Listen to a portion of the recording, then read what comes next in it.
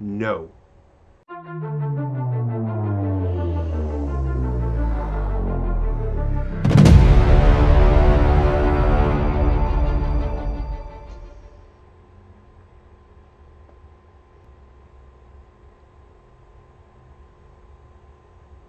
Welcome to Physical Gaming.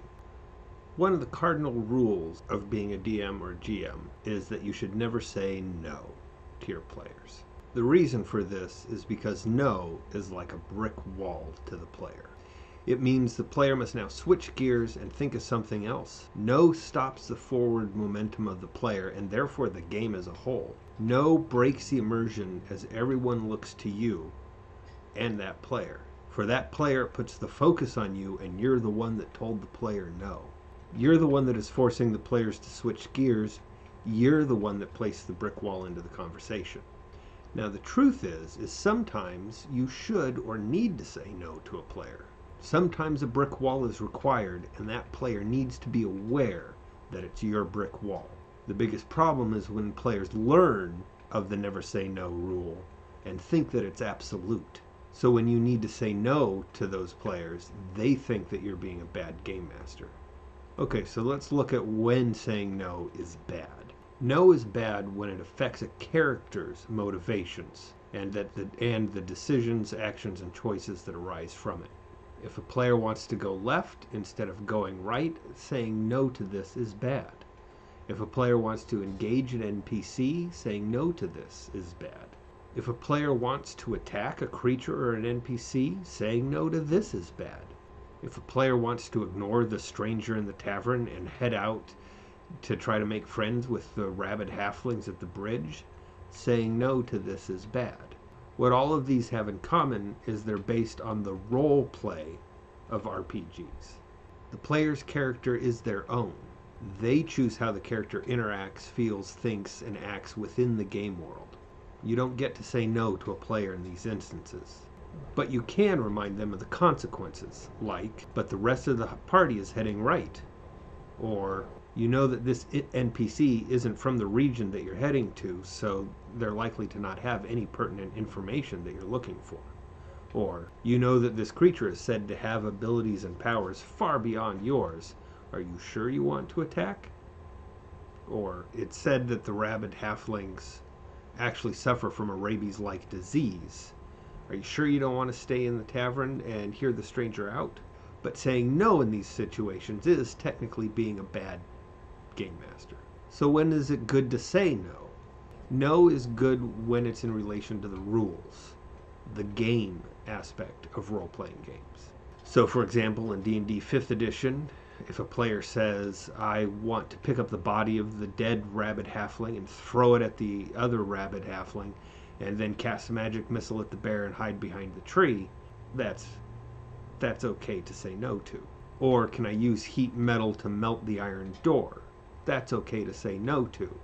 Or I want to use diplomacy to convince the lich that I'm their best friend and they should give me all their magical items. It's okay to say no there. Each of these examples should be met with a decisive no. But then you should include why. No, you don't have enough actions this turn to do all of that. I'll allow you to pick up and throw the rabid goblin, or cast magic missile and hide behind the tree. Or heat metal doesn't melt the metal it's affecting. It just heats them up, but it will likely soften the metal a bit, making it easier to bend or break. Or diplomacy isn't magical, but you might be able to convince the lich that you'd make a good ally.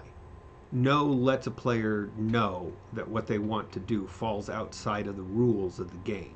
No shows a player that they need to better familiarize themselves with the rules. No is your tool to highlighting these issues the player is having. And that's the basics to no. And that's the basics to know about using the word no at your table.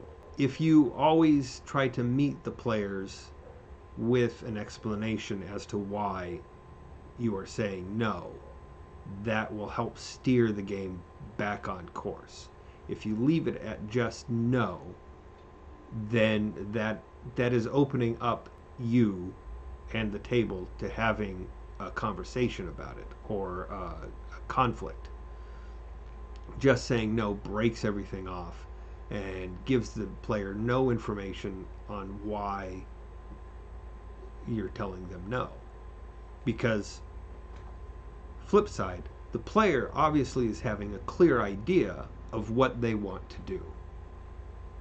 And they're probably excited about it. And you don't want to quell or quash that excitement. You want to foster it and nurture it and keep it lit throughout the game. So you always want to try to add an explanation into your no. And this is why dungeon masters need to learn patience.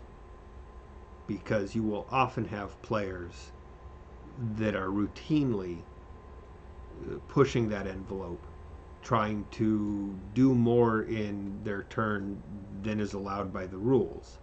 And you can hope that they learn, but they might not. That might just be part of their personality to get excited about it and to try to keep pushing the envelope. And so it's important that you learn patience with that, which can be very hard to do because not only are you supposed to be taking into consideration the actual rules and what's being played, but you're also taking in the experiences of your other players.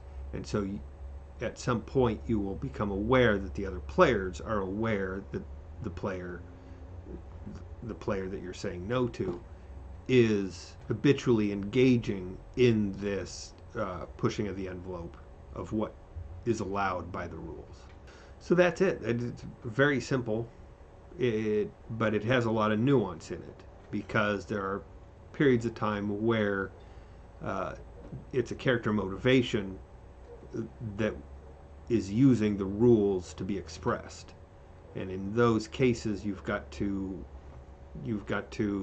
rule just, you got to make your no rule just on the rules while still acknowledging the player's motivations and what they want to do. And a lot of times working with the player can help them at least feel like they're doing what they want to do, but maybe not in the time frame that they want to do it or in the exact way that they would prefer to do it. Thanks for dropping by. Like and subscribe. There it is again. And have a wonderful day.